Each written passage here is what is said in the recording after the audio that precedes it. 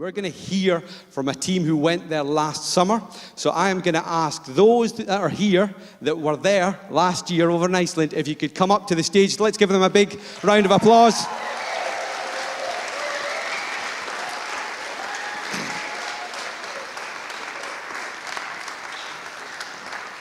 Fantastic. We're going through the sermon series just now, Courage, and going on mission trip involves courage. If anybody's done it, just taking that step initially, there can be doubts, there can be issues of money. Can I contribute? And these guys all went for it last year. And we're going to hear from a couple of them who are going to share their experiences and their journey on heading over there, what God did in and through them and what they were involved in. So first of all, I shall ask Mr. Jim Grimmer, if you could share, please, sir. Thank you. I think it was such a great word from Pastor Thomas this morning. It really struck me that it takes courage to put our own lives aside and let God take control. And I think in a lot of respects that's what you have to do if you're going to go on mission. Just to be an encouragement to you as well, my first mission 2 years ago at the age of 57. But God put in my heart to go because I was doing a bit of a maintenance role in church, and an opportunity came up. The team were going to do some youth work, but also going to do some maintenance work. And I enjoyed the maintenance work that I do in church. It gets me away from the business office environment that I'm in. So we go to Iceland that first trip, 9 of us. So myself and 3 of the guys went with Pastor Chris up to the very north of the country, a place called Vopnafjordar. It's a challenge getting there. It's about 10, 12-hour drive to get there. Small fishing village, really, with about 300-400 people.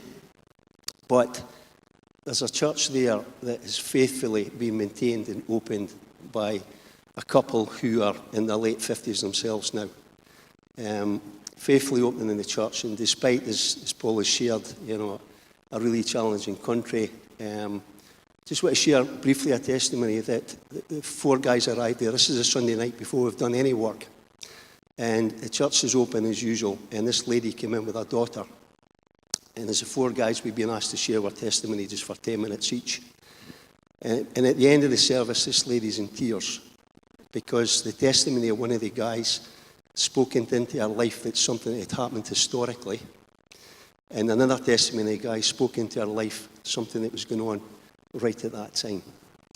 Yeah, and I just thought, wow, we travel all this distance and God has a purpose for us to share before we ever do any maintenance work. And that's the kind of experience, if you put your faith and trust in God, that's how He can work. And ultimately, that's life-changing, really, when you see that kind of thing happen. And spoke this morning about the faith in that song about walking on the water, and these kind of things really impact your faith. Second trip, we went back, myself and Drew, 2 of the Icelandic guys who are probably closer to 80, join us to go up there. Again, we do a bit of maintenance work. Anne-Marie will share about the youth work, but God's really put in my heart to connect with Iceland. Just to share a bit of my own story. My family come from a fishing industry in Aberdeen. My grandfather, father, uncles, etc. And obviously Iceland, over the years, been a major fishing port. I remember my dad, when I was a youngster, telling me stories about Iceland. And that first trip seemed to do something in my heart to connect me to Iceland. And Pastor Chris has shared that so many times he's been connected to churches who have said that they will come, and for a variety of reasons haven't.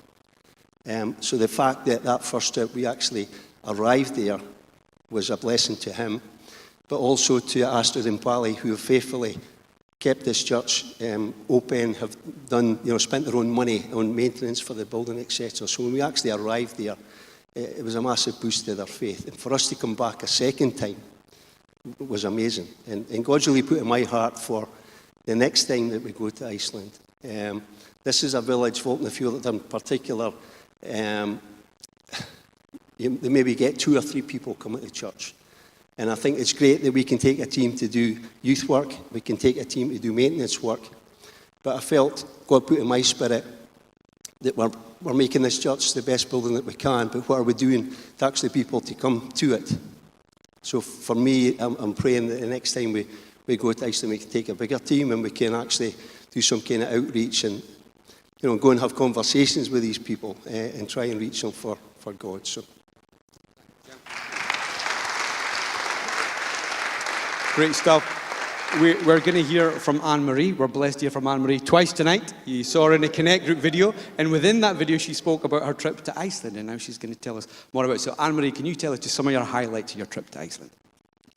So Iceland was my first ever mission trip at the age of 47, Jim. So as I said earlier in the sort of Connect Group video, speaking to people and people actually saying to me, you can do this. And I thought, no, I can't. So I prayed about it. And probably the week before I was due to go to Iceland, I actually spoke to Gwen and said, can I pull out? I just felt it wasn't right. And I could have pulled out, but then I thought more and more about it. So anyway, it goes to Iceland. We travelled for hours and hours, they say, and we meet a bunch of young adults, 12 to 16, total strangers to us, never met any of them before, spoke about any of the work we were going to do. We had no idea. One thing that stuck in probably all of our minds was the Tuesday night when we were there, and it was an encounter night with the children. And these kids were pouring out their hearts to us, complete strangers from another country, crying for hours and hours. And then, you just think, these children most of them were Christians because they were at a Christian camp, but some of their friends were just there because we're going to go because my mates are going. And they were wondering what was going on as well. So they started asking questions. But it certainly gave me a heart to go and speak to people about God. And I learned so much from the children as well. They instilled a lot in me and gave me confidence. And I think when we were speaking, Stephen had been there the year before, and you were saying how much it made you grow from the previous year. So yeah, mission, some people here have probably been in many missions, but I would just say it's a wonderful opportunity to just go and share the love of God and listen to people, and it helps you grow as well as a Christian, because I'm quite early on in my journey and still learning, but it's just got to be one of the best things that I've ever done. Thank you. Fantastic. Thank you so much, guys. Thank you. Let's give them a big round of applause as they head off. We also have a video we're going to play just now. Gives you more of an insight as to what happened over the trip there. So let's sit back and watch this Iceland mission trip recap video.